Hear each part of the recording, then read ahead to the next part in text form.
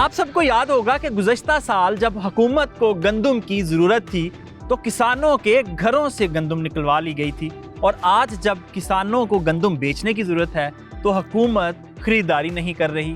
پاکستان کی 75 سالہ تاریخ میں یہ پہلی دفعہ ایسا ہوا ہے کہ گندم اتنی ڈی ویلیو ہو گئی ہے۔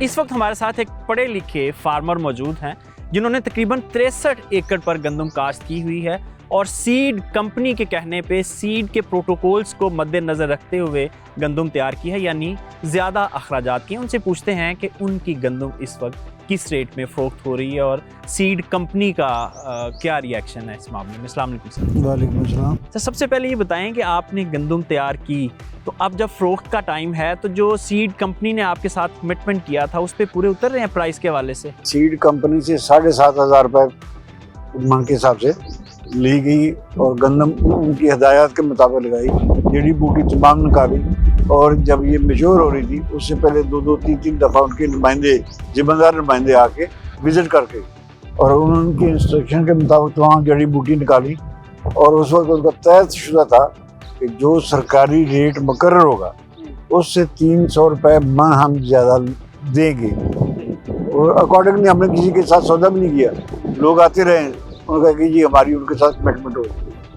اب جب میچور ہوئی ہے، تیار ہے، وہ کہتے ہیں ہم 3700 روپے دیتے ہیں، یعنی 3900 سرکاری ریٹ ہے اور ان کو 4200 میں لینی چاہیے تھی، اور اب وہ 3700 روپے کی آفر کر رہے ہیں کہ اس پر لیں۔ اچھا، آپ کو کیا لگتا ہے مطلب یہ جو سنیریو سارا بنا ہوا ہے، اوورآل بھی گندم کی قیمت کم ہے، اس میں جو ایڈمنسٹریشن ہے، حکومت ہے، اس کا کیا کردار ہونا چاہیے تھا اور کیا کردار ہے؟ یہ پالیسی ہی غلط ہے کہ جب گندم پیدا ہو جائے تو لوگوں کو کہیں جی پٹواری کی فرد لے کے آئے۔ اب پٹواری سے جو فرد لے گا وہ آڑتی لیتا ہے یا مڈل مین لیتا ہے۔ صحیح۔ وہ پہلے اگر فوڈ ڈپارٹمنٹ کو 100 روپیہ 200 روپیہ دے رہا ہے رشوت کے طور پر، تو 400 روپیہ دے گا، تو الٹیمیٹلی نقصان زمیندار کا ہوگا۔ اب جب آپ کمٹ کرتے ہیں گندم جیسے بھی آئے، آپ جتنی مرضی پابندیاں لگا لیں، وہ مڈل مین نے دینی ہی دینی، خریدنی ہی خریدنی۔ اس کی وجہ ہے کہ اتنا ایریا وسیع ہوتا ہے کہ فوڈ ڈپارٹمنٹ نہیں لے سکتا۔ زمیندار جو ہوتا ہے، چھوٹا زمیندار ہوتا ہے، وہ اوائڈ کرتا ہے ڈائریکٹلی فوڈ ڈپارٹمنٹ کے پاس جانے سے، بینک اکاؤنٹ کھولنے سے۔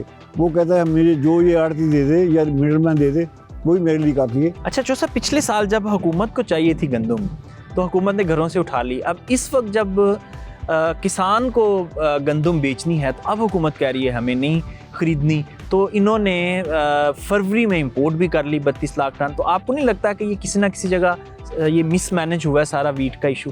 یہ مس مینجمنٹ کا پتہ کس کو نہیں ہے؟ جنہوں نے کنٹرول کرنا ہے انہوں نے مس مینجمنٹ کی ہے۔ اب وہ زیادہ سے زیادہ اسی پر پردہ ڈالیں گے، جو ایسی ویسی انکوائری میری کر کے گزانریٹ ہو جائیں گے، پیسہ تو وہی اٹھانے والے۔ زمیندار کا تو ستیہ ناش ہے۔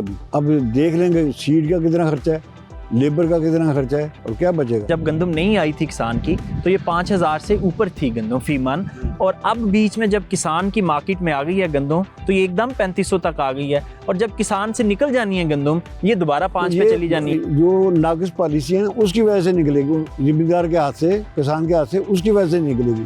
لے جائے گا مڈل مین، لے جائے گا آڑتی، لے جائے گا کوئی اور، لے جائے گا ملوں والے لے جائیں گے۔ تو یہ اصل جو صاحب آپ ماشاءاللہ خود کمیٹیوں کے ممبرس رہے ہیں، انکوائری کمیٹیز کے، یہ بتائیں کہ اس وقت جو حکومت نے کمیٹی بنائی ہوئی ہے کہ یہ غلط ٹائم پہ امپورٹ کس نے اجازت دی، یہ سارا سنیریو ہے کیا، تو اس کا کوئی نتیجہ نکلے گا؟ نتیجہ کیا نکلنا ہے؟ لمبا کرتے جائیں گے، آخر پہ یہ ایگزانریٹ ہو جائیں گے۔ بابر مجبوری ہو گیا، غلط ہو گیا، جنہوں نے کیا ہیومن ایرر ہو گیا، وہی تو کرنے والے ہیں، وہی اب انکوائری والے کیا ہوگا۔ جی چودھری صاحب، آپ کے وقت کا بہت شکریہ۔ کسان بھائی، یہ چھوٹا سا ہم نے آپ کو ایک سنیریو دکھایا ہے کہ جو ایک پروگریسو فارمر ہیں وہ کس طرح چیزوں کو مینیج کرتے ہیں، اور یقیناً آپ بھی اگر تھوڑی سی ہولڈنگ کیپیسٹی بڑھا لیں تو آپ اس جو مڈل مین مافیا ہے اس سے یقیناً بچ سکتے ہیں۔